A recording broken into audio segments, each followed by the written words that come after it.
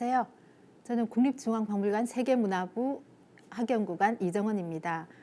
오늘은 2022년 아시아 인문자산 강좌 7아시아를 치다의 제6강 조각의 중국 명대 조칠기에 대해서 좀 자세히 설명드리려고 합니다. 네, 저희 창설 전시실에서는 현재 7아시아를 칠하다 전시가 진행되고 있습니다. 그곳에 가면 일본 칠기, 동남아시아 칠기, 국내 한국 칠기 다 있지만 그 중에서도 조각의 미를 뽐내고 있는 중국 조칠기가 전시되어 있습니다. 오늘 강의에서는 전시실에서 자세히 살펴보지 못한 부분을 설명드리려고 합니다.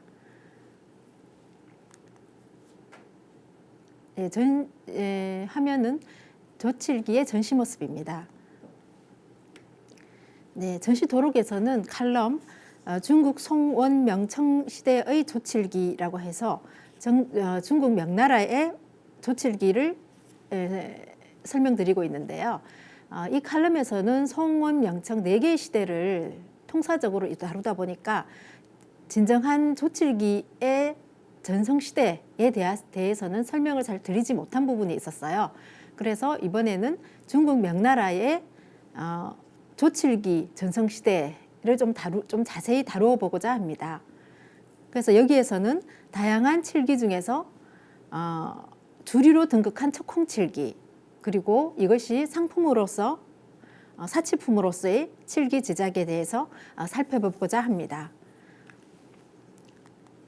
먼저 여기서 말하는 명대에 유행하였다는 척콩, 척서, 척흑이라고 하는 이 기법을 조칠기법이라고 하는데요. 이것이 무엇인지 먼저 살펴보도록 하겠습니다. 조칠기법이란 기물 위에 오칠을 여러 번 반복하여 두꺼운 층을 쌓은 뒤 굳어진 칠층을 칼로 조각하여 무늬를 표현하는 방법을 말합니다.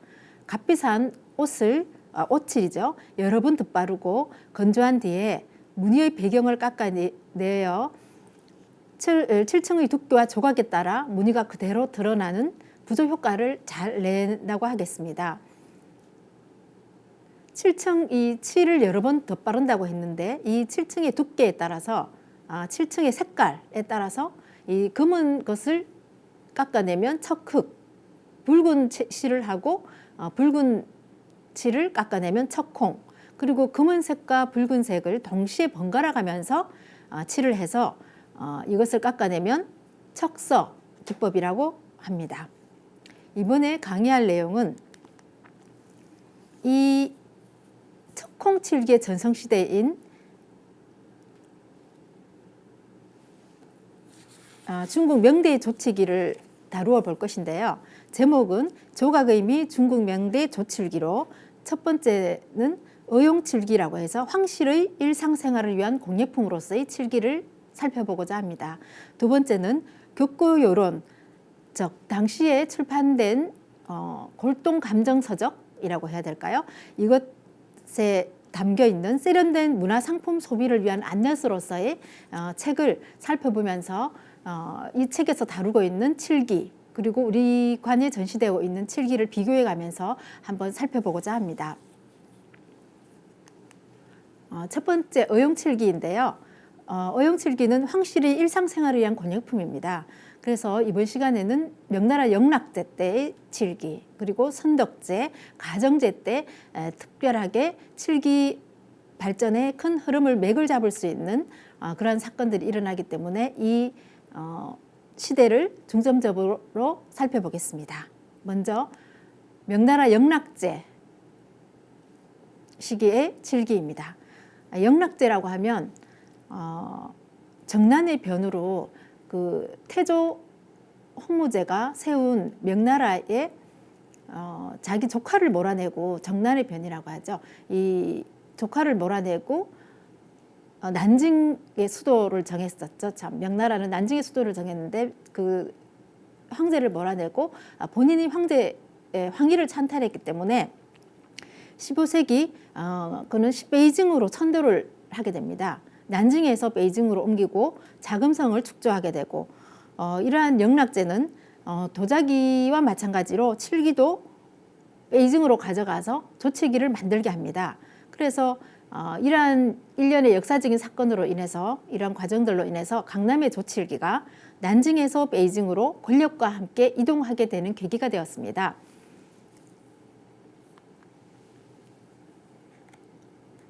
그래서 영락제는 강남에서 그러니까 난징에서 북경으로 수도를 이전하고 나서 원대 강남 휴칠의 대가 그 당시에 유명했던 휴칠 대가로 그러니까 칠기를 만드는 장인으로 유명했던 장성이라는 사람과 장성이라는 사람 아들 덕강을 불러 칠기를 제작을 담당하게 되었다라는 기록이 남아 있습니다. 근데 이 영락제가 원래 부른 사람은 그 덕강이 아니라 그의 아버지, 그러니까 원래 강남 원나라 때 강남 일대에는 칠기 제작이 중심이었습니다. 특히 푸저우, 항저우, 자싱 등지가 생산의 중심이었고 자싱의 장시성의 루링에서 장성 양무 그리고 장민덕, 팽군보와 같은 휴칠 대가들이 나타났는데 그들이 원나라 때에 가장 걸출한 인물들이었습니다. 이 중에서 장성, 양무는 탁월한 척훈 기술자로 유명한 사람들이었습니다. 그래서 이 장성의 아들 덕강을 불러들이게 됨으로써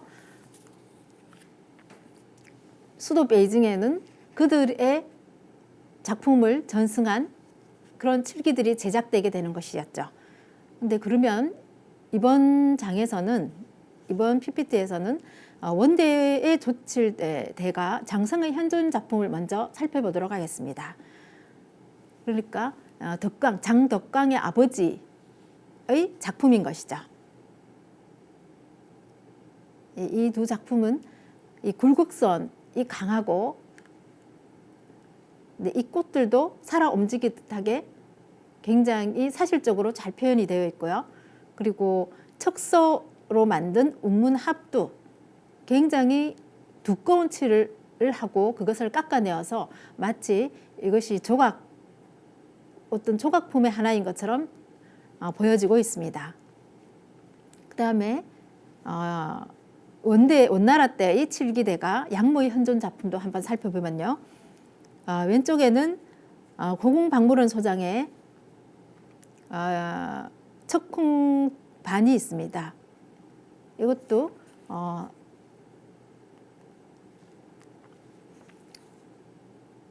당시의 현모의 작품을 잘 보여주는데요. 오른쪽에 보시면 양무가 만들었다라고 하는 명문이 있는 척콩존입니다. 이것은 이 유물의 바닥을 보면 양무조라고 해서 양무가 만들었다라고 하는 게 침각으로 잘 새겨져 있습니다. 말씀드린 것처럼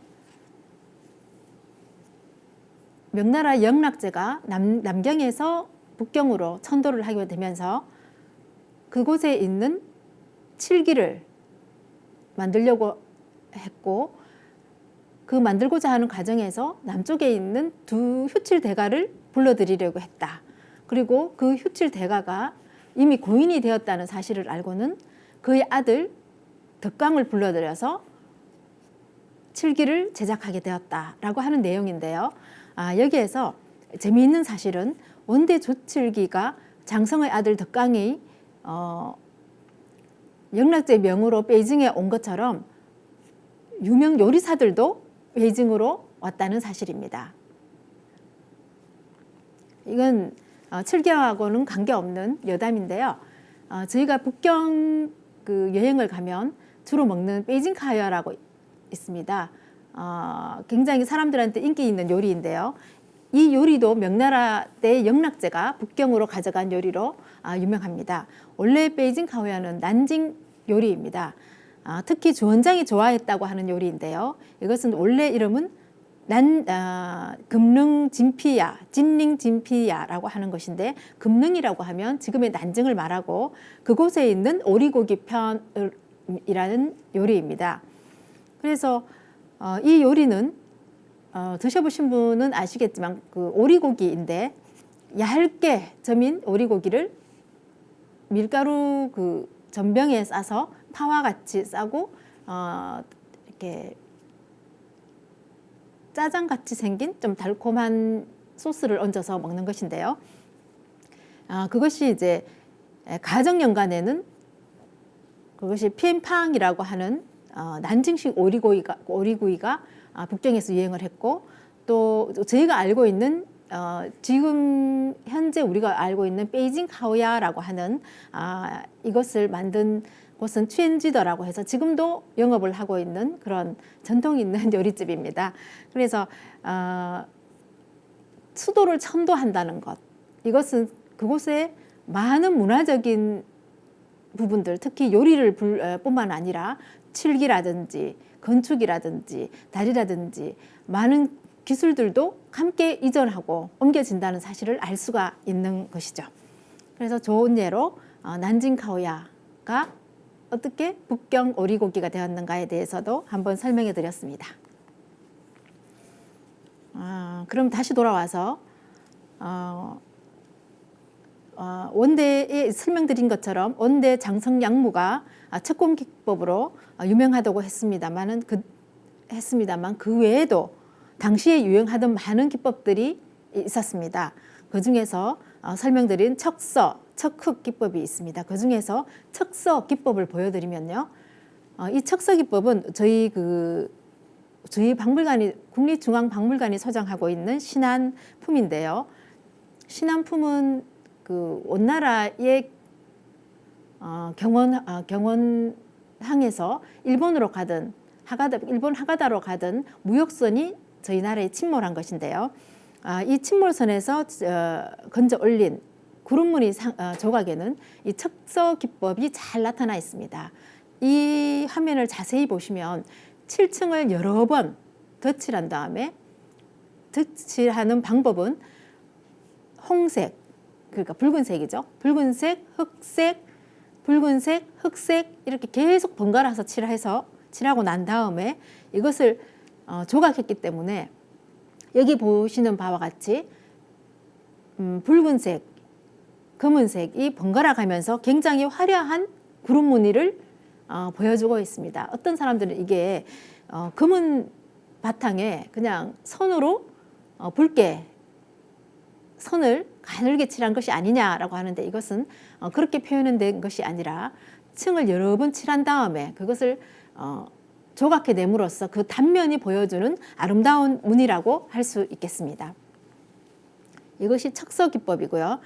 그 다음도 척서 기법으로 만들어진 원나라와 명나라 때의 기물들을 소개하고 있습니다. 여기서 보면 이런 합들이나 접시꽃 모양 접시가 금은색으로 보이기도 하는데요. 자세히 들여다보면 저희 신안품 구름무늬 상자에서 보셨듯이 그 7층이 선이 2개 나타나는 경우도 있고 9개 나타나는 경우도 있고 여러 가지 다양하게 살펴보실 수가 있겠습니다. 그 다음에 척흑 기법인데요. 척흑 기법 이외의 척흑 기법은 검은색 칠을 여러 번 한 다음에 그러니까 검은색 부분을 깎아내서 조각해서 무늬를 조각하는 방법입니다. 왼쪽에 보시면 조칠꽃 세무늬 접시를 보면 두 새가 상하로 날고 있고 그 외에 아름다운 꽃무늬를 조각하였는데요. 그 바탕은 약간 황색으로 보이기도 합니다. 주황색으로 보이기도 하는데요.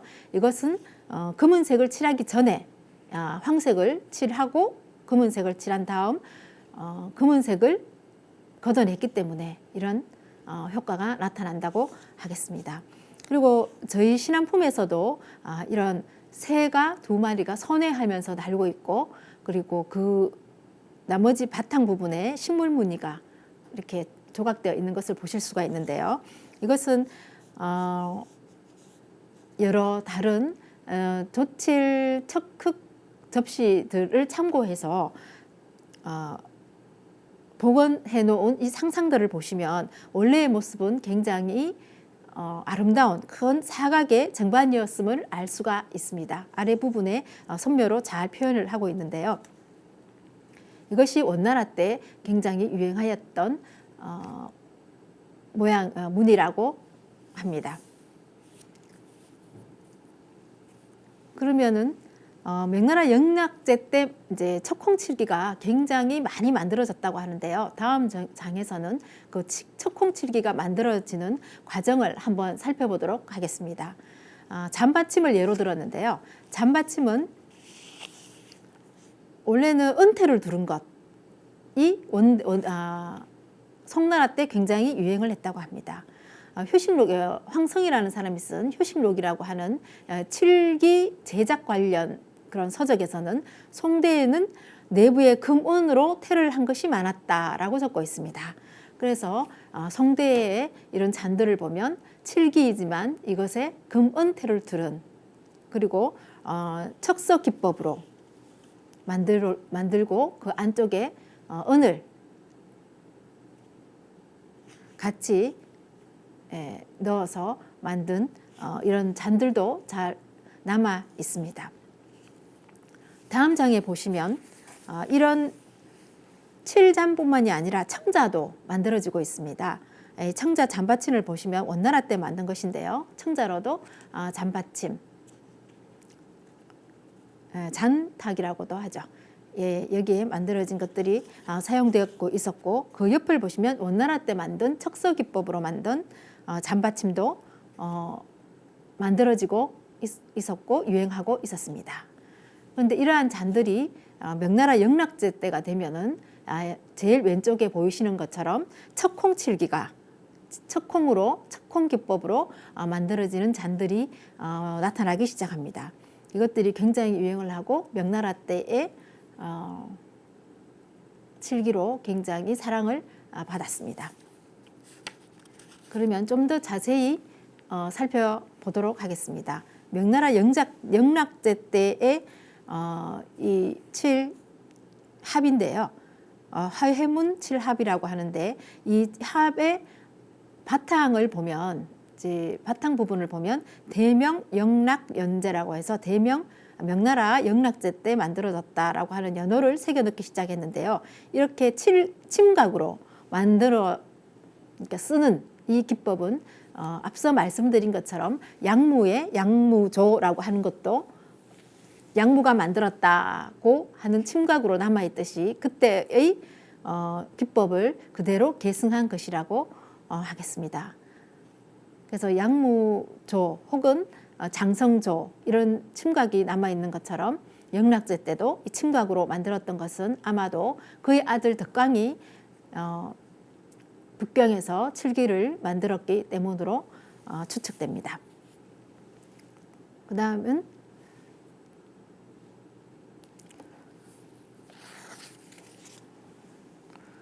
척콩목단하 문존입니다. 이 바닥에 보면은 이 시의 시가 한 수 써 있는데요. 이 바닥에 좌측편에는 대명 영락연제라는 침각이 남아 있습니다.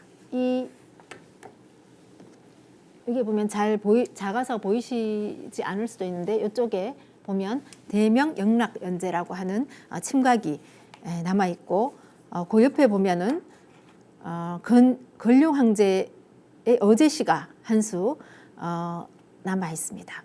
그러면 이 유물이 만약에 크리스티나 뭐 이런 상품, 크리스티나 소더비에서 상품으로 나왔다면 많은 사람들이 이것을 근룡연간에 제작한 것으로 오해할 수도 있겠지만 이것은 영락연간에 만든 칠기라는 것을 알아채야 할 것입니다.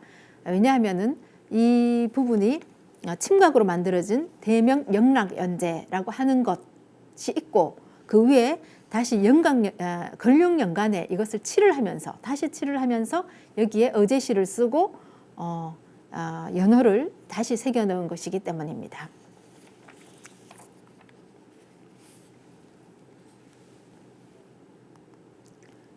다음으로 볼 것은 척서 칠반인데요. 이 장에서는 명나라 때 만드는 붉은색이 위로 드러나는 척서, 칠반도 있었다는 것을 잘 알 수 있습니다. 다음으로는 척서 휴금 방우도입니다.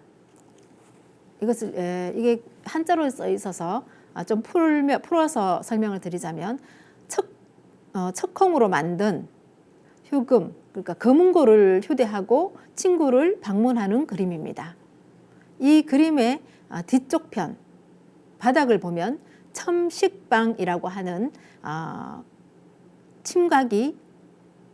침각으로 새겨져 있습니다.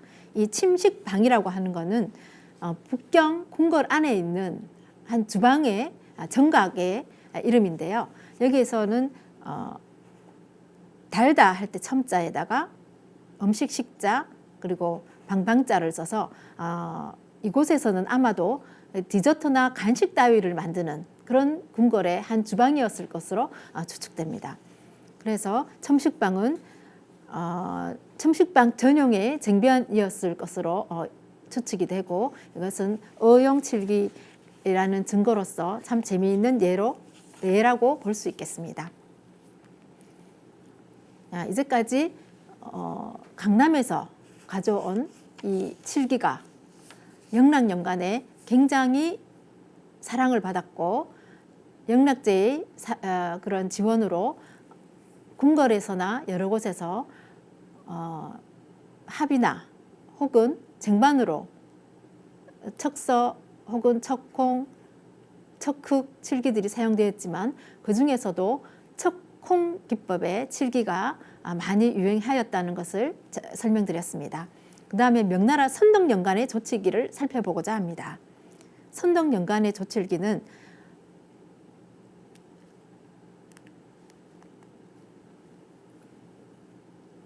좌우로 두 개의 합을 소개해드리고 있는데요. 왼쪽에 있는 합은 캡션에 명락이라고 적고 있고 오른쪽에 것도 영락연간이라고 적고 있습니다. 그런데 이 합의 바닥에 보면 대명선덕연제라고 해서 영락제의 침각이 아닌 선덕연간의 연호가 새겨져 있습니다.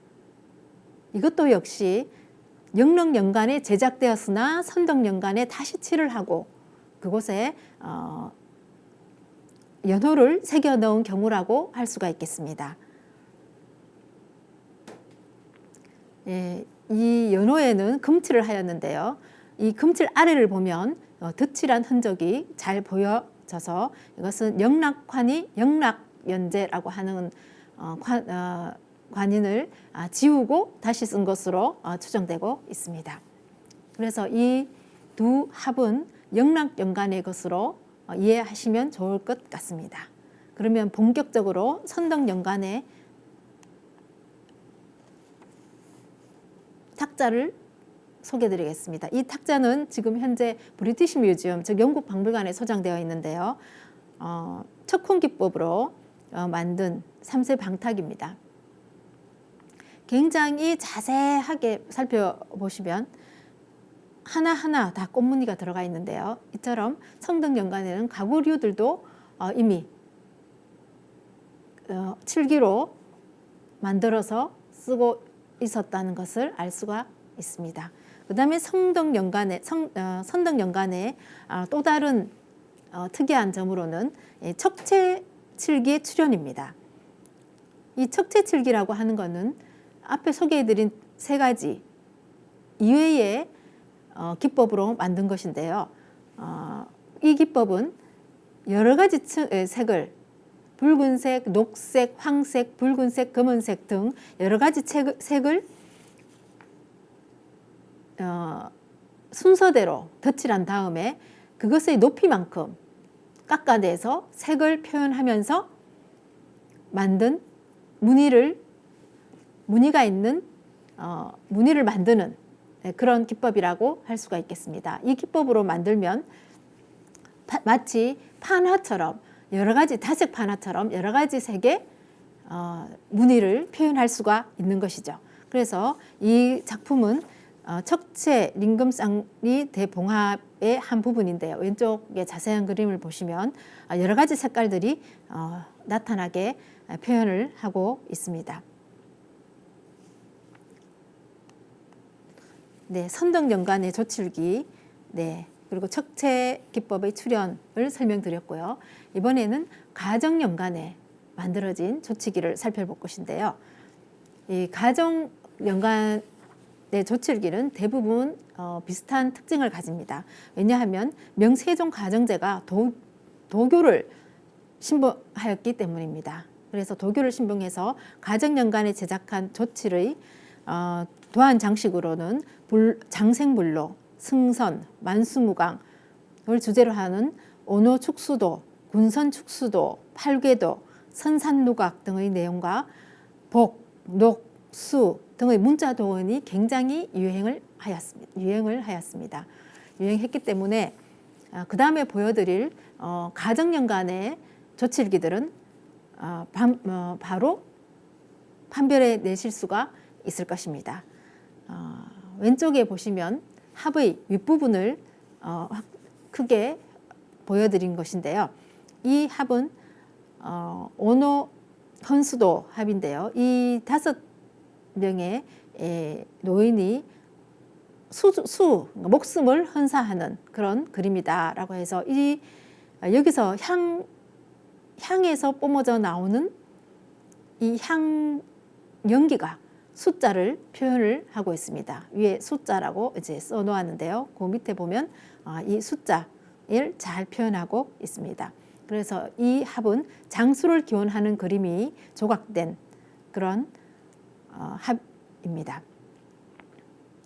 여기에는 소나무, 영지, 산석, 산초가 등장하고 상스러운 기운이 여백을 메우고 있습니다. 합의 안쪽에는 흑칠이 되어 있고 바닥 중앙에는 칼로 새기고 금으로 메운 대명 가정연제라고 하는 해서체가 있어서 가정연간이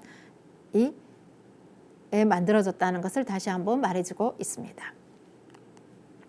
네, 다음 작품으로는 척콩군선 축수도 원합인데요.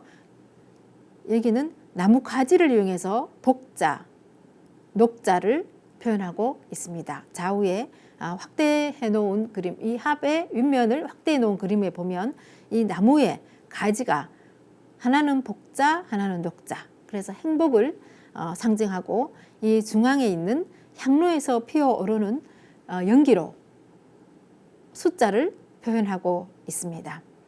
그래서 가정연간에 제작된 합이라는 합의 특징이 잘 나타나고 있습니다. 다음은 척체 복숭아 나무와 숫자가 있는 네모난 쟁반인데요. 이것도 역시 가정연간에 만들었다는 것을 잘 알 수가 있습니다.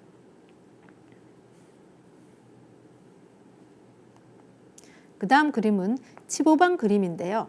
이 치보반이라고 하면 이 춘자 밑에 큰 그릇이 나오는데요. 이 그림에서는 여기 이 그릇, 이 그림에서는 여기 있는 접시, 쟁반을 가리키는 건데요. 이 치보반 그림은 이 치보반이라고 하는 것은 온갖 물건을 누워두면 새끼를 쳐서 끝도 없이 나온다는 전설의 보물 그릇입니다. 그래서 이 명나라 가정제부터 만들어진 이 치보반은 청나라 걸륭연간까지 굉장히 유행을 하는데요. 원래 이 치보반에 대한 이야기는 민간에서 많이 전해져 내려오고 있습니다.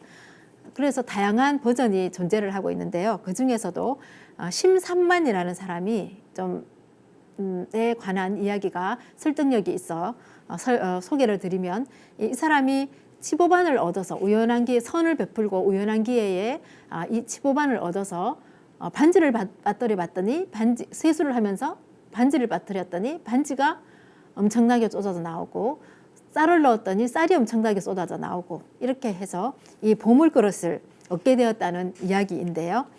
그래서 이 사람은 큰 재력을 가질 수 있었다고 합니다. 그런데 그 명나라 초에 주원장이 명나라를 세우고 난징에 수도를 정하면서 거기에 궁궐을 짓다가 그 궁궐문을 만들려고 하는데 기술적인 문제였는지 어쨌는지 이것이 잘 만들어지지 않았다고 합니다. 그래서 수소문하고 또 점을 보니 치보반을 묻고 문을 세우면 문을 가능하다. 궁궐을 세울 수 있다라고 말했기 때문에 이 명나라 주원장은 이 김만삼의 그 치보반을 얻어다가 그 궁궐 문에 아래에 묻은 다음 문을 세웠다고 합니다. 그래서 다행히 문을 건립할 수가 있었고 축조할 수가 있었고 이 문을 치보문이라고 아직도 부르고 있다고 합니다. 그래서 명나라 때는 이 이야기가 굉장히 민간에 많이 유행하였고 또한 황실에서도 이것을 믿었던 것으로 보입니다. 그래서 왼쪽의 것은 명나라 때 만들어진 치보반 그림이 있는 춘자 합이고요. 왼쪽은 걸륭제 때 만들어진 치보반 합입니다. 그래서 이 밑에 이 그릇 위에서 많은 보물들이 이렇게 만들어지고 이 위에는 이 춘자가 새겨져 있습니다.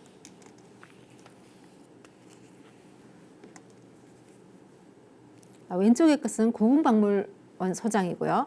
오른쪽 것은 영국 박물 브리티시 뮤지엄에서 현재 소장하고 있는 치보반 합입니다.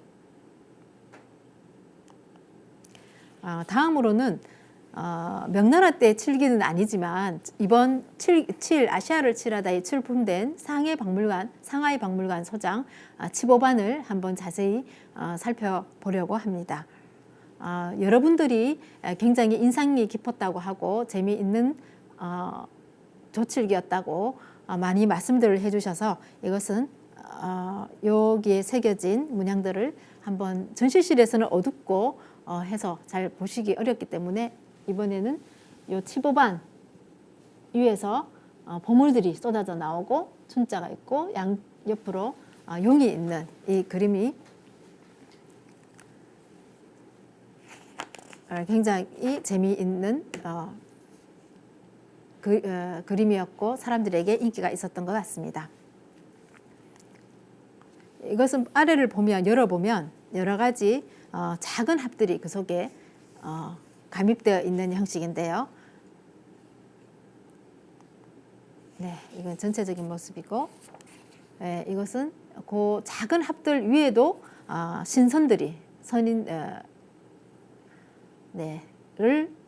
신선들의 이야기를 잘 그림으로 표현하고 있습니다. 그 다음으로는 치보반 그림이 의자에 새겨진 경우입니다. 이것은 영국 박물관이 소장하고 있는 청대의 조칠 보좌인데요. 아마도 황제가 사용했던 보좌였던 것으로 보입니다. 여기 중앙에 보면 여기 코끼리가 위에 치보반을 싣고 가는 그림이 새겨져 있습니다. 이 치보반이 얼마나 많은 사람들에게 사랑을 받았고 또 황실에서도 많이 애용하는 그림이었음을 잘 보여주는 작품이라고 할 수가 있겠습니다.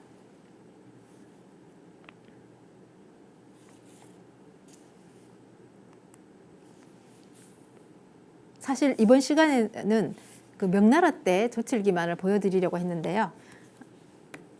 건ገል룡연간에는 여러 가지 칠기들이 유행을 했지만 다른 칠기에 비해서 조칠기가 특별히 유행한 것은 아니지만 특히 건룡 황제가 굉장히 조칠기를 좋아했다고 합니다. 그래서 이 건룡 황제의 특별한 취향을 반영하였던 조칠기가 황실의 든든한 지원을 받아 크게 융성하였다라고 합니다. 그래서 건룡 황제 때에 유행한 조칠기를 몇 점 보여드리려고 하는데요. 이것은 저희 전시실에서 볼 수 있는 작품입니다. 아쉽게도 약간 뒤쪽에 전시되어 있어서 이 앞쪽 이 윗면 그림을 보이기가 어려운 점이 있어서 자세히 조금 보여드리려고 하는데요. 여기에 보면 소동포가 적벽을 유람하고 있는 장면을 표현한 것으로 배 위에 서 사람이 있습니다. 적벽을 유람하는 장면에서 이 세 사람 중에 한 사람은 동파 자신, 소식이죠.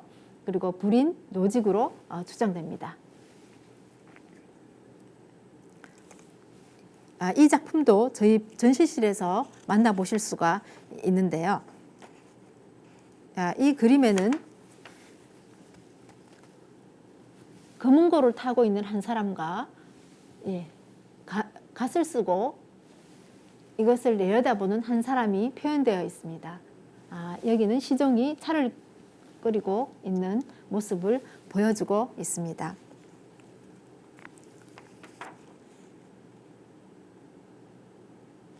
네, 고음을 연주하는 사람, 초립을 쓰고 사람이 앉아 연주를 듣고 있습니다. 이 그림은 높은 산과 흐르는 물에서 지음을 만나다 라고 하는 백아와 종자 이야기를 잘 담은 조칠기 작품입니다. 그래서 이 두 점은 전시실에서 만나보실 수가 있습니다. 그리고 그 다음 칠기도 저희 전시실에서 만나볼 수 있는 작품인데요. 여기에서 보면 대청걸륭방고라고 해서 이 접시, 해바라기 모양 접시에 이 밑면은 이렇게 명문이 있고 이 접시 윗면, 접시 안쪽에도 어제 시가, 그러니까 걸륭 황제의 시가 금으로 새겨져 있습니다. 네, 전시실에서 꼭 확인하시면 좋겠고요. 그 다음으로는 청대에 15반 그림이 있는 보좌입니다. 그리고 전시실에서 볼 수 있는 것으로 황실에서 주로 사용하던 유형의 조칠기입니다. 이런 유형의 칠기는 사실 이게 칠기가 이 두루마리 그림 그리고 책 4권이 있고 이 탁자 위에 올려진 것으로 오해를 하기 쉬운데요. 사실 이것을 해체해서 보면 이렇게 나눌 수가 있고요. 그다음 이렇게 펼친 그림으로 보면 이 펼친 이 바닥 이게 합입니다.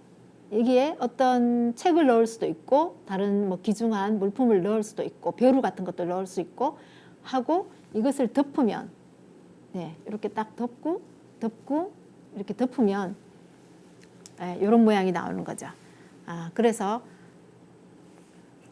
전시실에서 이제 자세하게 이렇게 분리해서 둘 수가 없기 때문에 이렇게 좀 펼친 그림들을 보여드리면 이게 진짜 두루마리가 아니었구나라고 많은 분들이 이렇게 말씀을 하시거든요. 이거는 실제 두루마리나 책이 아니라 이거 그러니까 상자입니다. 무엇을 보관하기 위해서 이것을 이제 이런 모양으로 만든 거죠. 그래서 이게 황실 취향이라고 합니다. 그래서 현재도 이런 유형의 칠기들이 고궁박물원이나 이 고궁박물원이라고 하면 북경에 있는 고궁박물원 그리고 대만에 있는 국립고궁박물원 그리고 심양에 있는 고궁박물원 등에서 이런 황실 칠기들을 구경하실 수가 살펴보실 수가 있을 것 같습니다. 네, 이제까지는 강남에서 유행하던 척콩칠기가 어떻게 북경으로 왔는가 이것을 설명을 드렸습니다. 그리고 영락제가 가지고 온 영락제의 명에 의해서 덕강이 와서 만든 것이죠. 여기서 만들어진 이런 칠기들이 대체적으로 살펴보았습니다. 다음으로는 사대부층에서는 이 조칠기 사대부 문화와 이 조칠기과의 관계에 대해서 잠깐 살펴보고자 합니다.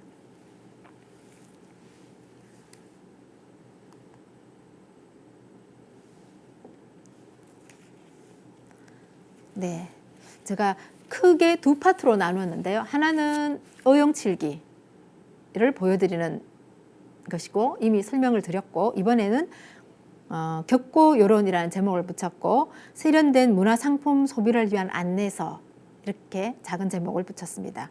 여기에 해당하는 내용은 명나라 신사층, 그러니까 문인 사대부들이 어떻게 문화를 생산하는가, 왜 그들은 문화를 생산할 수밖에 없었나, 뭐 이런 얘기들을 좀 하려고 하는데요. 자세히 들어가 보도록 하겠습니다. 이 명나라 신사층이 만든 문화를 이해하려고 하면 명나라가 어떤 사회였는가를 먼저 살펴볼 필요가 있을 것 같습니다. 그 중에서도 그 명나라를 세운 태조 홍무제는 어떤 사람이었는가, 그의 이상은, 정치적 이상은 무엇이었는가, 여기서부터 그 사회가 어떤 사회였는지 살펴보고자 합니다. 명나라 홍무제는 어릴 적 굉장히 가난한 집안에 태어났습니다. 그래서 그는 많은 형제들과 함께 자랐고 배고픔이라고 하는 것을 거의 뭐 생활화해서 느낄 정도로 가난했고 목동으로 생활했다고 합니다. 그는 배고픔에 이기지 못해서 출가를 하게 되는데요. 환각사라고 하는 절에 출가를 1344년에 하게 됩니다. 그래서 이 집안에, 많은 집안에 자식들이 있으니까 한 입이라도 들자, 한 사람이라도 입을 줄이자, 이렇게 해서 출가를 하게 된 것인데요. 그런데 환각사에 들어가서도 본인이 구걸을 해서 직접 해결을 해야 된다는 것이죠. 그 배고픔을 해결해야 된다는 것이죠. 그래서 그 홍무제는 본인이 직접 중국을 유람하면서 구걸을 하게 됩니다. 그리고 나서 23세가 되었을 때, 그때 홍건적의 난이 일어날 때였으니까 홍건군에 들어가서 반원 운동을 하게 됩니다. 그리고 그 사람이 성장하여서 명나라를 세우게 되는데요. 이 명나라를 세우고 나서 그의 이상은 안정된 농경사회였습니다. 이는 도가적인 이상의 바탕을 둔 것으로 덕을 갖춘 소수의 연장자가 감독하는 자급자족적인 촌락들로 이루어지는 사회였다. 이렇게 표현하고 있습니다. 그러니까 안정적이고 폐쇄적인 어떤 농업사회를 꿈꾸었던 것 같습니다. 그래서 명대 초의 이상세계라고 하면 장타오라고 하는 사람의 그 지방지, 이 사람이 쓴 편찬한 지방지를 보면 이렇게 표현하고 있습니다.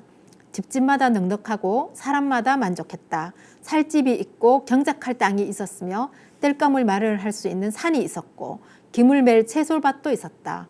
과세에는 혼란이 없었고 도적도 없었다. 모든 사람이 적당한 때에 혼인을 하고 염염집은 편안했다. 여자는 실을 잣거나 배를 짜고 남자는 곡식을 재배했다. 노복은 기꺼이 열심히 일하고 이웃은 서로 친하고 화목했다.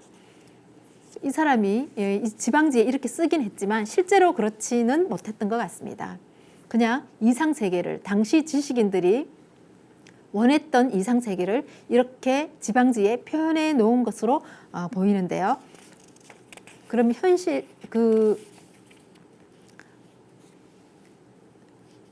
이러한 이상세계를 표현한 작품이 저희 전시실에 있어서 잠깐 소개해드리고 넘어가도록 하겠습니다. 이번 전시에서는 비록 청나라의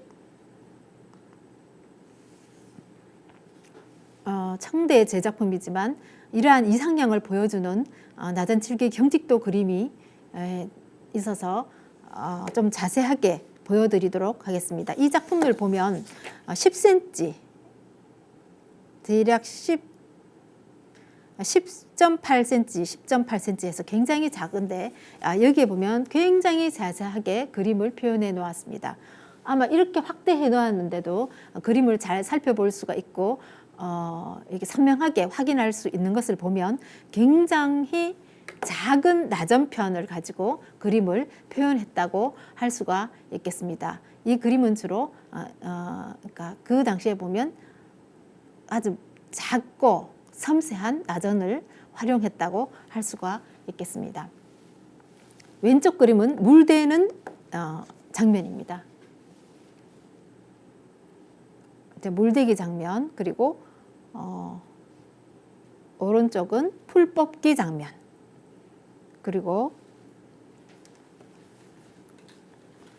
다음 장으로 넘어가면요. 그 다음에 벼 베는 장면, 벼 베는 장면으로 넘어가겠습니다. 네, 여기 벼 베는 장면을 보면 이 장면에서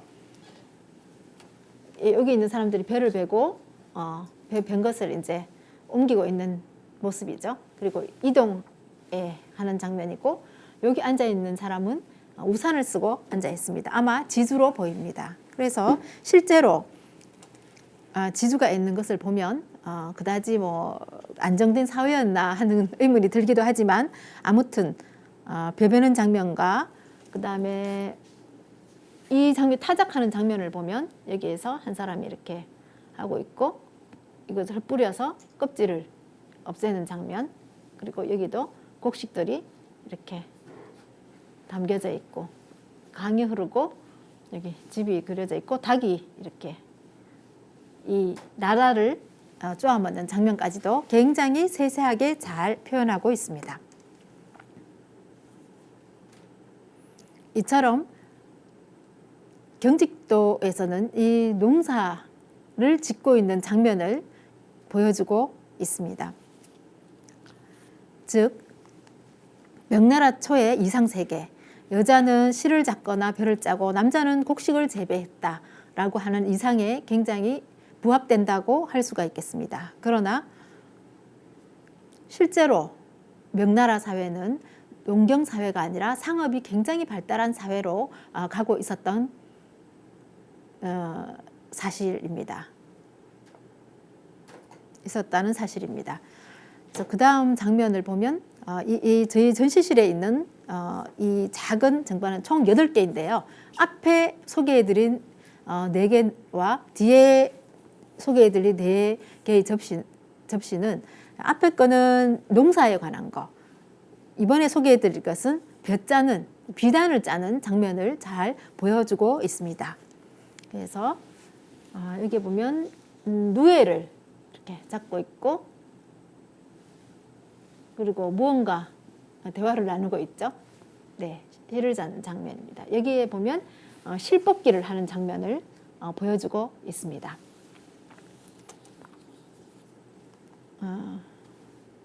그 다음 장면을 보시면 실 말리기 장면인데요. 실을 말리는 장면을 잘 보여주고 있고, 시실 만들기 해서 실을 잡는, 이렇게 시실을 잡는 장면을 잘 보여주고 있습니다. 비록 청대의 것이긴 하지만 명대의 이상을,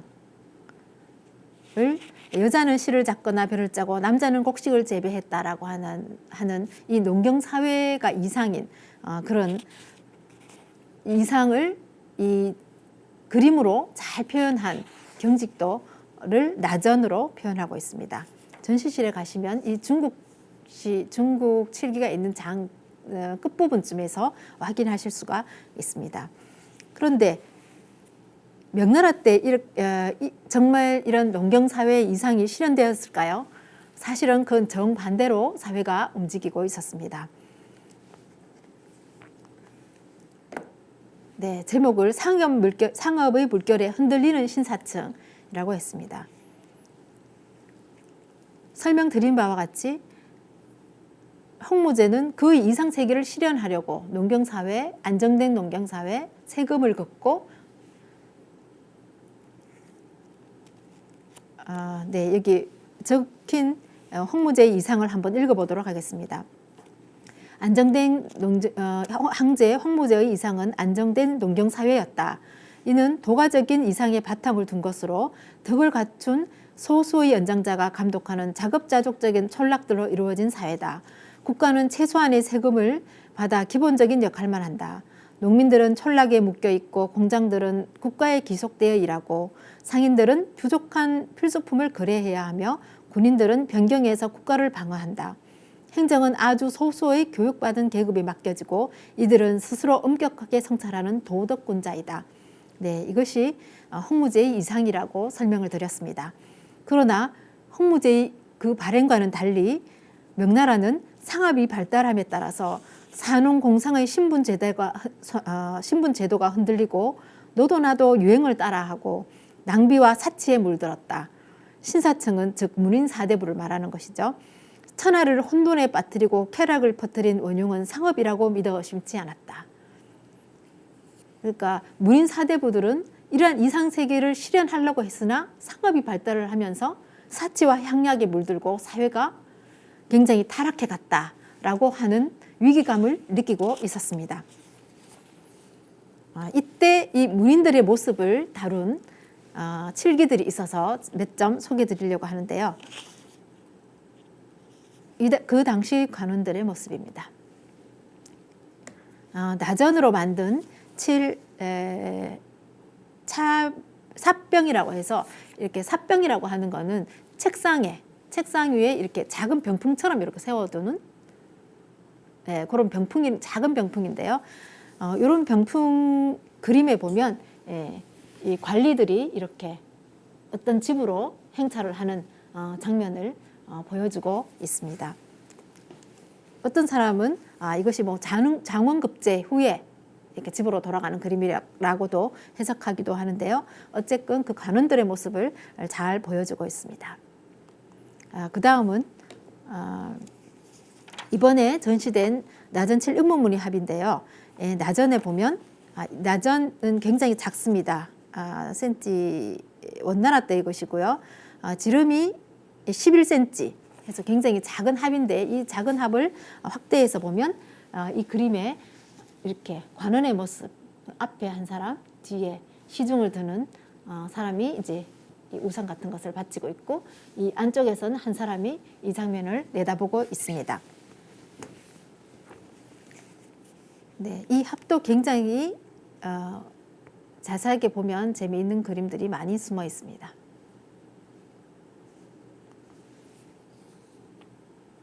네. 이것은 명가정연간에 만들어진 합입니다. 여기에도 보면 관원들이 말을 타고 가는 모습을 잘 합 위쪽 면에서 잘 표현하고 있습니다. 여기 시종들이 앞뒤로 이렇게 있고 이렇게 근문의 사람들도 잘 표현되어 있습니다.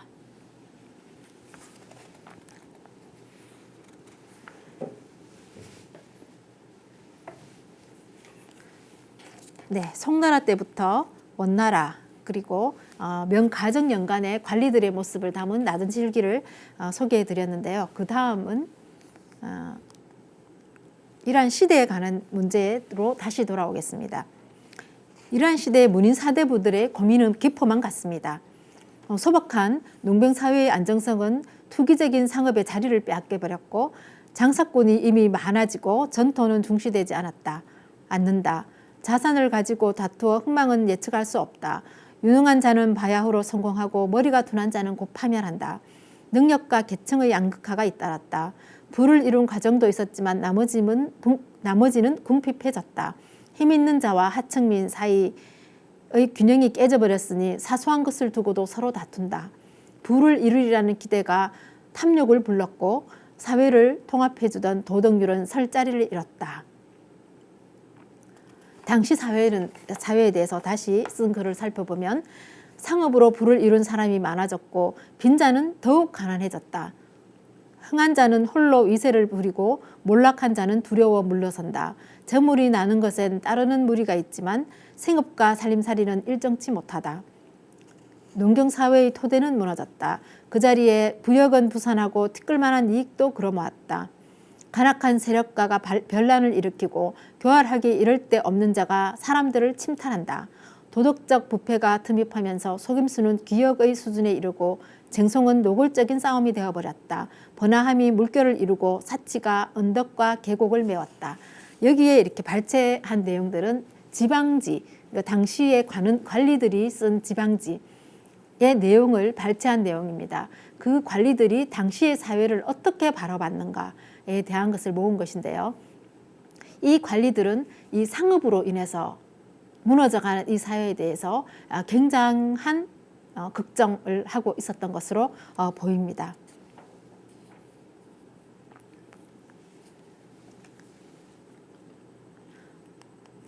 그런데 이 지식층들은 이러한 시대적 변화에서 이러한 고민 속에서 살아가는 방법을 체득해 갑니다. 사실은 홍무제가 명나라를 세운 이후에 관리들의 녹봉은 굉장히 작거든요. 굉장히 작고 상업으로 돈을 부를 이룬 사람 상인들의 재산은 굉장히 많고, 그래서 관리들은 가난할 수밖에 없고 장사를 하는 상인들은 굉장히 부자가 될 수밖에 없는 사회적 구조를 가지고 있었는데, 이러한 지식층들은 혼란에 빠지기 시작하는 것이죠.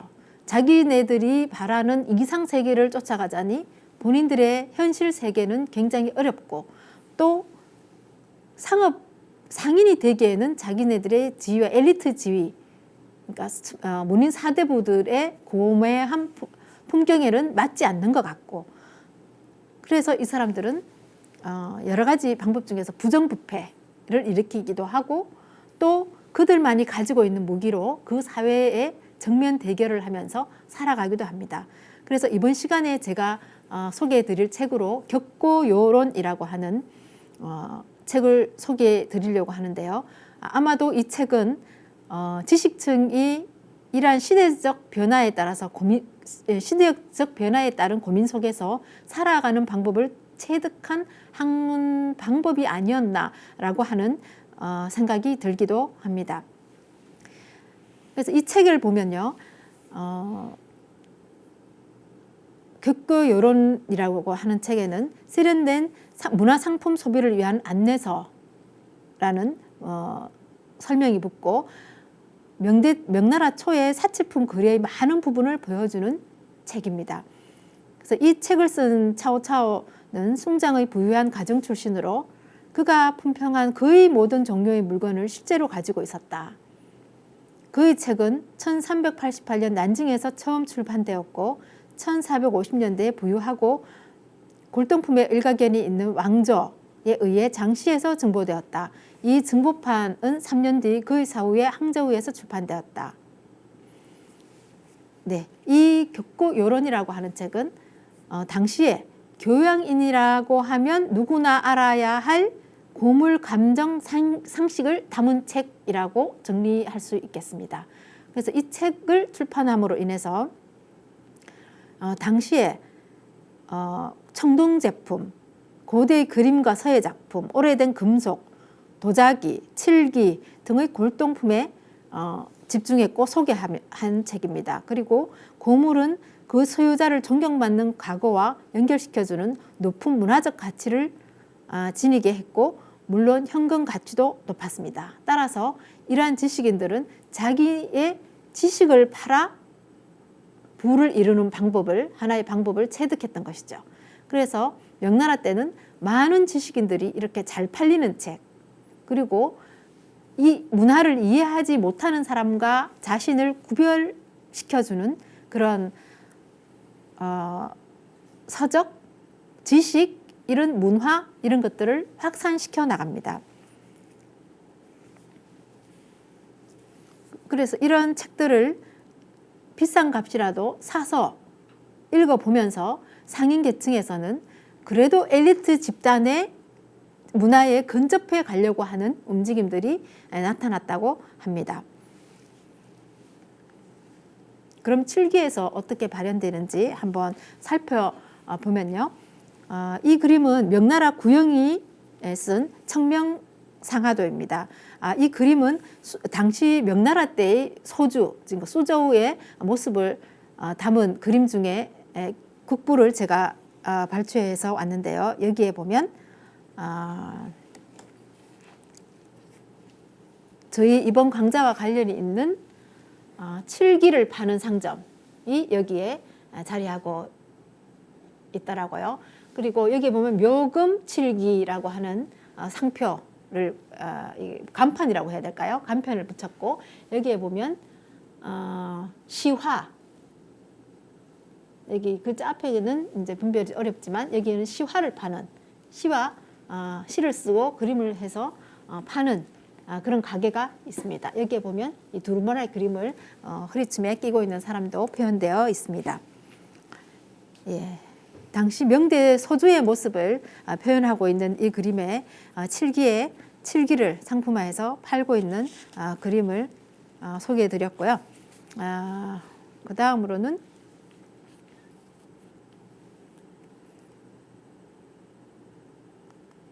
사대부들의 이 문화가 소개드린 바와 같이 이 사대부들이 자기의 그런 지식을 팔아서 만든 이 책, 그리고 이 칠기에 그들의 문화가 어떻게 스며들어갔는가를 보여주는 그림들을 소개해 드리려고 합니다.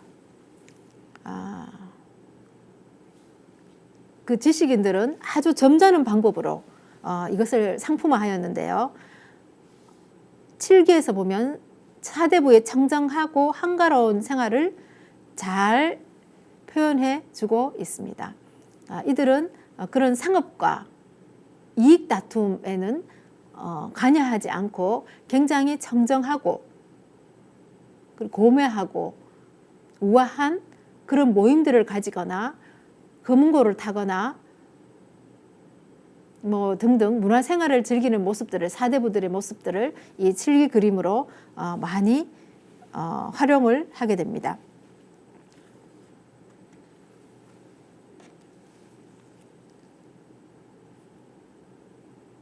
그래서 이 작품 영락연간에 만들어진 차를 끓이는 팽다도의 그림을 보면 건물 안에서는 그 차를 끓이는 모습이 있고 금은고를 든 사람이 이 건물 안으로 들어가는 그런 모습을 잘 보여주고 있습니다. 그리고 그 다음으로는 척콩매처 학자도라고 하는 그림이 이 밑면에 새겨진 칠기입니다. 이 합의 뚜껑에 새겨져 있는 그림은 송나라 때 명사였던 임호가 항저우 서호 고산에 12년 동안 응거하면서 아내와 자식을 얻지 않고 매화나무와 학을 기르면서 유안을 삼았다는 이야기에서 나온 그림으로, 여기에 보면 매화나무를 꺾어서 받치고 있는 그림, 그리고 그 뒤쪽으로는 학의 조각이 여기 모습이 보입니다. 그래서 이 그림도 고매한 사대부들의 모습을 보여준다고 하겠습니다. 그 다음도 척콩서정대학도라고 해서 북수종 신종연간 장청기라는 사람이 은거산에 응거하면서 그는 방학정을 짓고 2마리 선악을 길렀다. 해가 뜨면 정자에 올라 학을 풀어주고 해가 지면 정자에서 학을 불러 은거의 즐거움을 누렸다라고 하는 것을 소동파, 그러니까 소식이 방학정기에 기록한 내용과 같은 그림을 칠기에 새겨놓은 것입니다. 그래서 이처럼 칠기 그림에는 많은 사대부들의 모습이 사대부들의 문화가 스며들어 있었습니다. 또 다른 작품으로는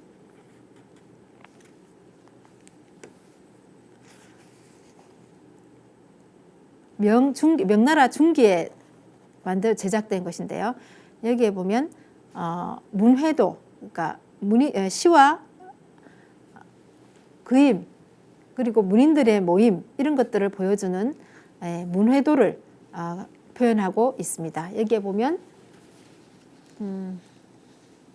시를 쓰고 탁자에서 쓰고, 여기에서 그림을 글과 시나 글을 감상하고 하는 그림들이 칠기에 새겨져 있습니다. 이것처럼 행원아집도라고 해서 1437년에 그려진 메트로폴리탄 소정의 사환이라는 사람이 그린 그림에도 비슷한 장면이 그려져 있습니다. 이렇게 펼쳐보면서 시를 감상하고 그림을 감상하고 한 사람은 그리고 있죠. 여기도 이렇게 그리고 이렇게 펼쳐서 보면서 감상하는 이러한 그림들이 칠기에 그대로 조각되어 있습니다. 그래서 문인들의 모임을 보여주는 그림인데 바둑을 두거나 연회를 열거나 그림을 펼쳐보고 있습니다. 그리고 특히 이런 문인들의 모임에는 시서화를 논하거나 혹은 바둑을 두는 그런 오락을 주로 하였다고 합니다. 여기 보면 그 다음은 문인들의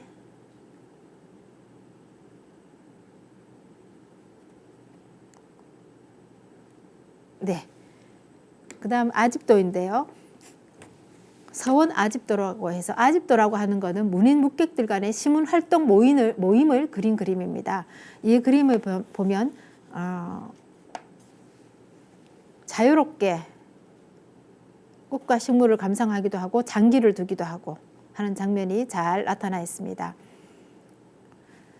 서원 아집도는 북송에서 명청시기 해화와 조각에서 흔히 보이는 소재로 북송의 문인화가 소식, 소철, 황정현, 이공린, 진관, 미불, 이즈이 등이 서원 집회를 여는 장면을 그리고 있다라고 소개하고 있습니다.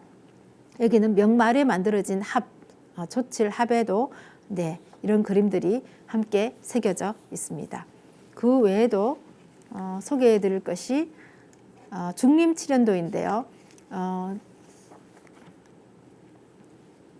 이 중림칠연도는 명나라 말 민간에서 제작된 정반으로 보이고 이 중림칠연도는 잘 아시던 바와 같이 중국 진나라에 사마씨 정권이 들어섰을 때 정치에 불만을 품고 문임 사대부들이 자연에 응거하며 음주 오락하는 장면을 표현한 것입니다. 이러한 장면의 그림들이 큰 접시, 이건 길이가 좀 큰 작품인데요. 길이 한 40cm, 폭이 26cm 정도 되는 정반에 그려져 있습니다. 이 큰 접시는 저희 박물관도 한 점 소장하고 있는데요. 여기에 보면 명나라 때 만들어진 중림칠연 접시가 있습니다.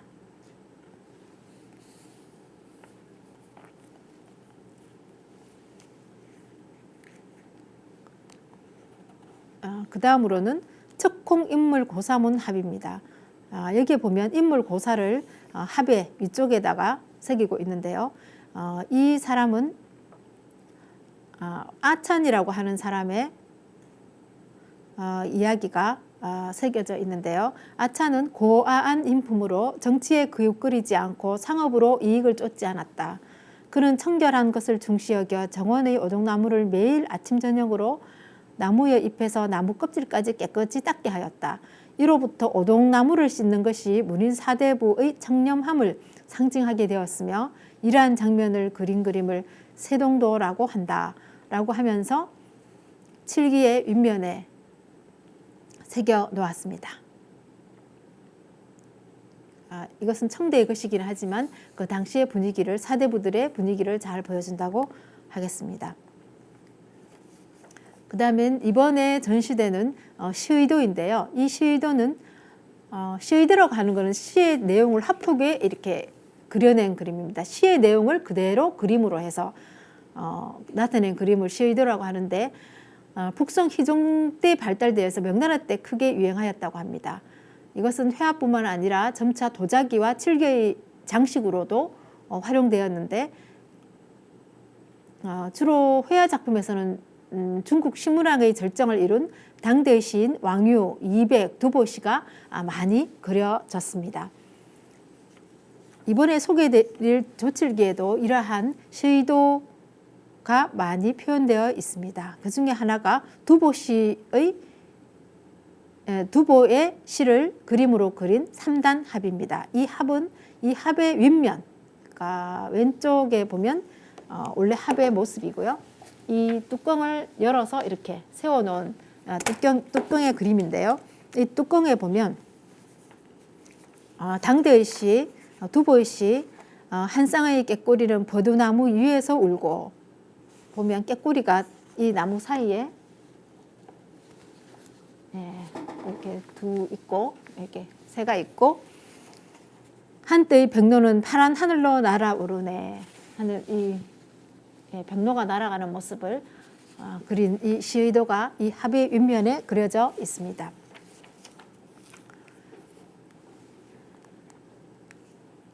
그 다음에 두보시인데요. 두보시도 같은 내용입니다. 앞에서 보여드렸던 이번에 전시된다고 소개드렸던 이 합과 이 합의 그림은 조금 섬세한 차이는 있지만 같은 내용을 담고 있는데요. 앞에 보여드렸던 이 합에도 금은고를 둔 두 사람이 가고 있고 한 사람이 그물 위에서 이렇게 내다보는 장면이 있었고 그 다음 장면 에도 이 합에도 같은 그림이 그려져 있습니다. 이것은 두보의 시를 그림으로 표현한 것인데요. 이 두 번째 명나라 영락제 때 만들어진 이 시 두보시의도 화분, 좀 더 이 두보 유명한 시구를 읽어드리면 이 그림과 함께 감상하시면 이 그림이 좀 더 다가오실 것 같습니다. 예. 한 쌍의 꾀꼬리는 푸른 나무 가지 위에서 울고 한때의 백로는 파란 하늘로 날아오르네. 창밖으로는 서쪽 국의 설산이 보이고 문밖 물가에는 배가 정박하였네. 네, 여기 보면 좀 더 이제 그림이 자세해서 이 그림 이 시에서 말하고 있는 것을 더 자세히 살펴볼 수가 있는데요. 여기에 보면 창밖으로는 서쪽 국의 설산이 보이고 이 사람 입장에서 보면 창밖으로는 이 설산이 보인다는 거죠. 그리고 문밖 물가에는 배가 정박하였네. 문밖 물가에는 배가 정박하였네 라고 하는 그림이 담겨 있습니다.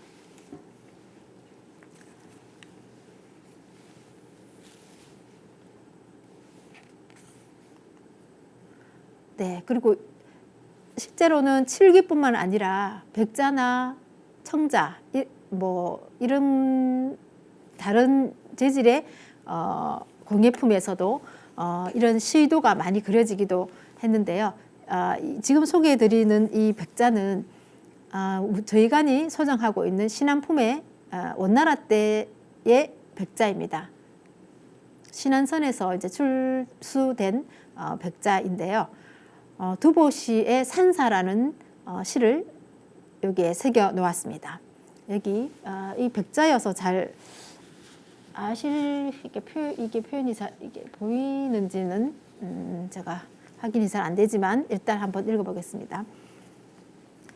사양노루는 페랭이꽃 무덤에서 잠들어 있고 앵무새는 금복숭아를 쪼고 있네 라고 되어 있죠. 사양노루는 요 밑쪽에 이렇게 있고, 네, 앵무새는 금복숭아를 쪼고 있네 요 이쪽에, 네, 앵무새가 금복숭아를 쪼고 있는 장면이, 그러니까 금복숭아가 이렇게 볼록 튀어나왔죠. 복숭아가 아마 이렇게 볼록 튀어나온 이 세 개가 아마도 금복숭아인 것 같습니다.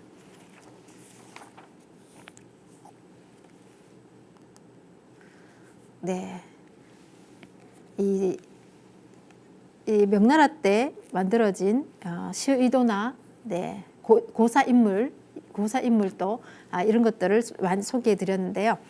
이번엔 청나라 때의 것이기는 하지만 이번에 전시된 두 작품도 같은 유형의 합이기 때문에 소개를 드리고자 합니다. 저희가 이번에 전시한 합의 표면에는 조칠기법으로 당시 시인 200의 시와 그의 일생을 담은 이야기를 빼곡히 새겨놓았다. 네, 라고 설명을 드렸는데요. 여기 보면 이 가쪽으로 200의 일생을 담은 이야기들이 빼곡히 새겨져 있습니다. 이 작품은 청나라 때의 작품인데요. 고사 인물 문의 합이라고 캡션이 달려 있습니다.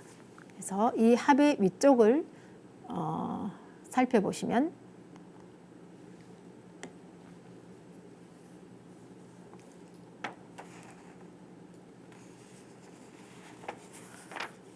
이제 이 합의 이게 두 개가 크기가 다르게 되는데요. 실제로는 이게 위, 아래 이렇게 아래 위 면에 있는 그림들입니다. 그래서 이 그림은 왼쪽에 이백의 시 술잔을 들고 달에게 묻다라고 하는 시를 그림으로 형상화해 놓은 것이고요. 왼쪽은 어떤 시인지 찾지를 못했습니다. 그래서 이렇게 비워 놓았습니다. 그 다음에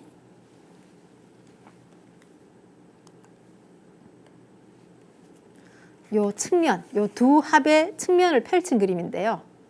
이게 조금 잘못돼서 아래 위가 사실 같은 크기인데 이렇게 크기가 다르게 지금 위가 좀 확장이 되어 있네요.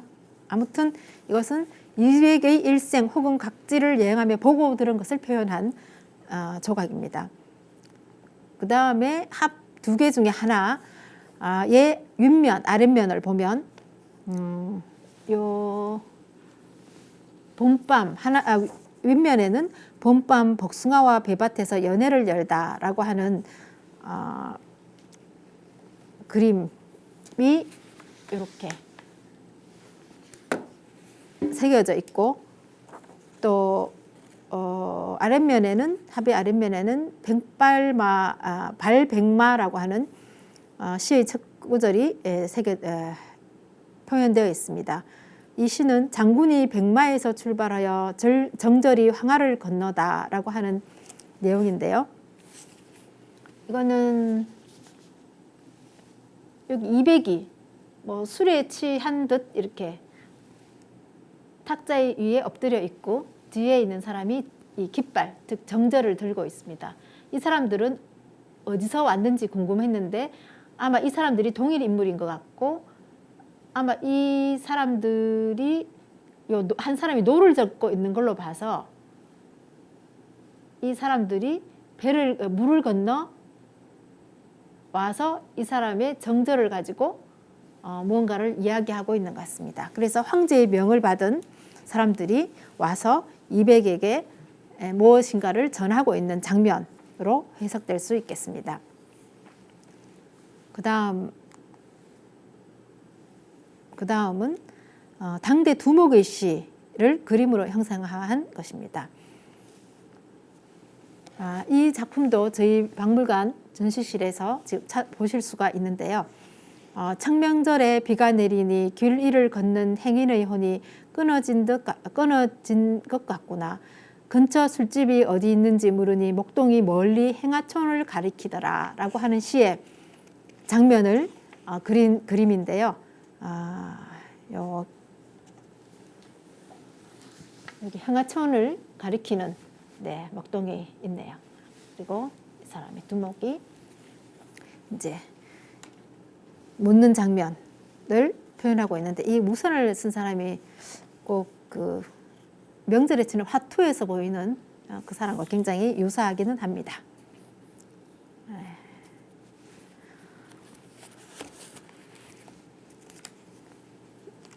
그래서 이 두 번째 장에서는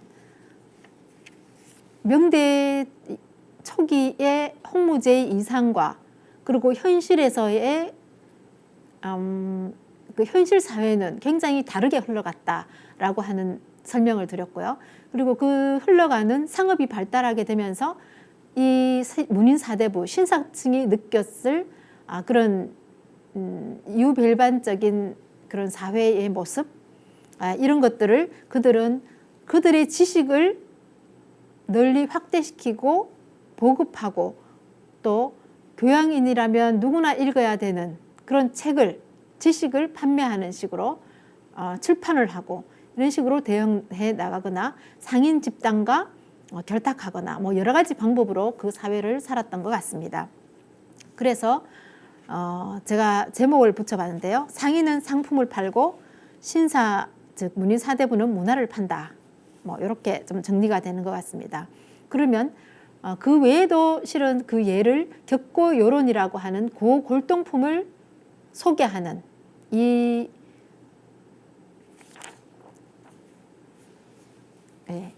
책을 인쇄하는 것으로 이 신사층의 어떤 그 당시의 움직임을 보았는데요. 이 외에도 과일에 대한 품평을 하기도 합니다. 이 과일을 품평하면서 이 사람들은 어떤 과일을 어떤 식물을 감상할 것인가 혹은 과일을 감상할 것인가 그것이 단순한 지식이어서가 아니라 그런 것에 관심을 갖는 엘리트의 문화 세계를 공유하기 위해서 누구나 알아둘 필요가 있었다. 예를 들어 매화의 품질을 가려내는 능력은 사회적으로 높은 지위에 있는 자와 나머지 사람을 구별하는 하나의 지표가 되었다. 이런 종교의 구별이 명대 중기에 가능해진 이유가 상업망이 상품을 이동시키듯 식물과 과일을 유통시켰기 때문이다 라고 제가 한번 써봤습니다. 그래서 이런 문화, 사대부 문화를 알거나 고매한 문화를 알거나 혹은 당시에 희귀하고 귀한 과일에 대한 정보를 알고 있거나 이런 것들이 그들이 생각했던 낮은 계층의 상인들과 그들이 다르다라고 하는 분명한 선을 그어주면서 그들의 지식을 사회의 상품으로서 문화를 팔 수 있는 그런 토대가 되었다고 생각합니다. 그래서 이들이 가지고 있던 문희 사대부들이 가지고 있던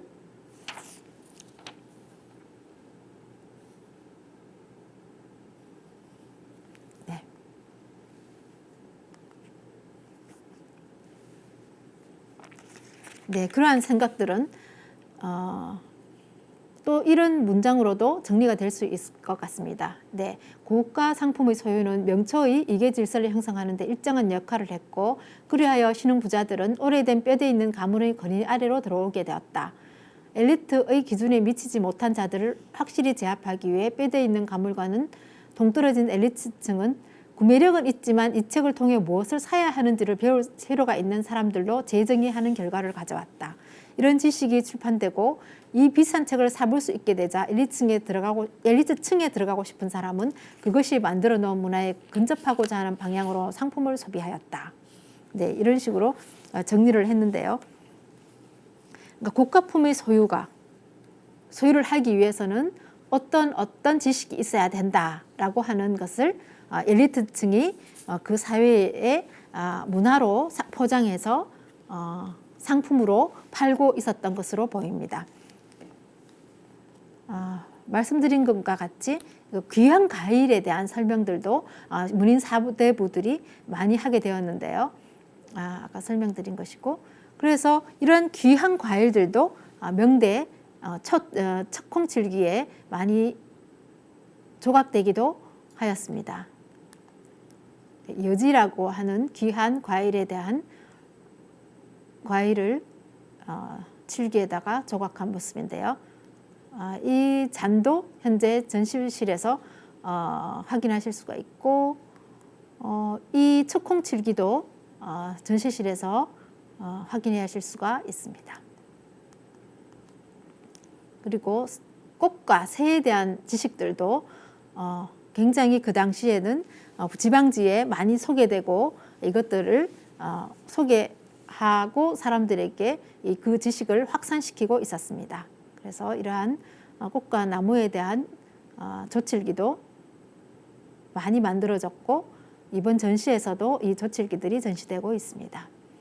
그리고 이러한 방법 이외에 그러니까 상인은 상품을 팔고 신사층은 문화를 파는 이러한 관계에서 나중에 청대가 되면 브랜드를 만들어서 팔게 되는데요. 그게 청대 이전에는 없었냐 그런 것은 아니고 송대 홍법교 여포조 명칠기 상자와 쟁반에 보면 안쪽에 홍법교 여포교라는 명문이 새겨져 있는데 이것을 풀이하면 홍법교에 있는 여포의 여씨의 가게에서 만들었다라고 하는 이런 명문을 새겨 넣음으로 인해서 하나의 브랜드를 만드는 것.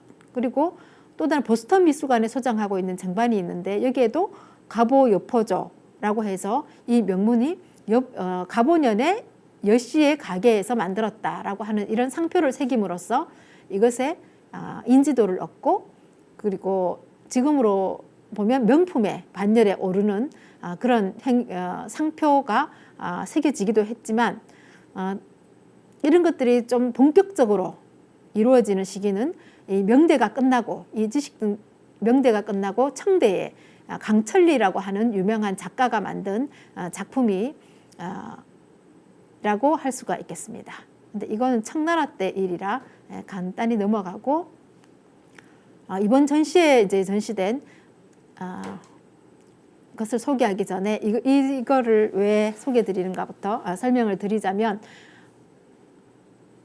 이렇게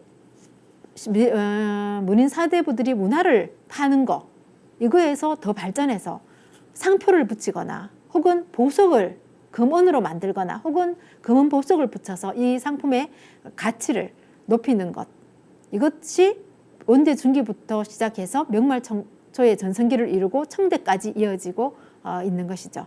그래서 문인 사대부들의 문화로 그들과의 그러니까 그 칠기를 만들어서 그것을 더 귀한 작품으로 만드는 방법 이외에 금원 보석을 붙이거나 상표를 만들어 붙이거나 하는 방법도 공존하고 있었다는 것을 알 수가 있습니다.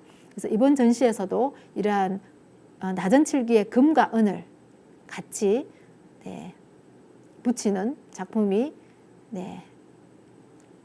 전시되고 있는데, 이 작품은 하나의 합이죠. 합인데 이 뚜껑에 있는 그림이고요. 바닥에 운중이라고 쓰인 것, 그리고 이 합의 안쪽에 그림들이, 안쪽에도 이런 그림들을 새겨놓은 것을 볼 수가 있습니다. 그래서 여기까지가 조가개미 중국 사실은 명청대까지가 포함되어 있긴 하지만 주로 청대에 있는 그림들을 소개를 드렸습니다. 첫 번째 장에서는 어용칠기를 소개해 드렸고, 두 번째 장에서는 격고요론이라고 하는 세련된 문화 소비를 위한 안내서를 소개해 드리면서 명나라 때 신사층, 그러니까 문인 사대부들이 상업이 발달하면서 그들의 문화를 어떻게 칠기에 녹여서 넣었는가에 대한 여러 가지 예를 소개해 드렸습니다. 여기서 강좌는 마치겠습니다. 그리고 이번 전시가 3월 20일까지 계속됩니다. 아직도 한 달 정도의 기간이 남았는데요. 저희 아시아를 칠하다 전시를 못 보신 분들은 꼭 이번 기회에 보셨으면 좋겠습니다. 그리고 강좌를 들어주셔서 감사합니다.